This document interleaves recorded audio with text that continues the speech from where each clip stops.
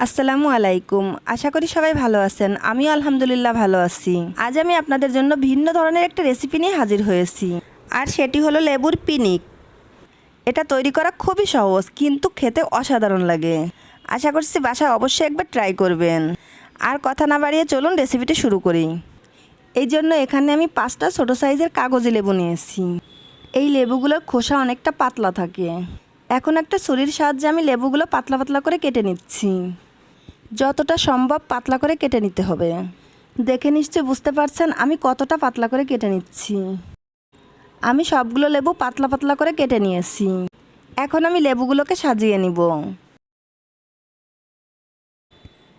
লেবুর টুকরোগুলো সাজিয়ে নেওয়ার পর এর উপর দিয়ে দিচ্ছি শসা কুচি, তারপর দিয়ে দিচ্ছি চিলি ফ্লেক্স,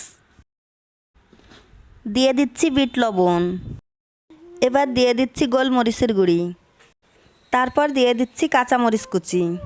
আপনারা যতটুকু ঝাল খান সেই অনুযায়ী কাঁচামরিচ কুচি দিবেন। এবার দিয়ে দিচ্ছি 1 চামচ সরিষার তেল।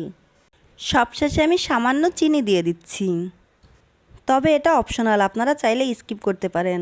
তৈরি হয়ে গেল খুবই মজার লেবুর পিনিক। এই লেবুর পিনিকটা খেতে অসাধারণ লাগে, তাই আপনাদের কাছে অনুরোধ রইল বাসায় অবশ্যই একবার ট্রাই করবেন, আর আমাকে কমেন্ট করে জানাবেন কেমন হলো।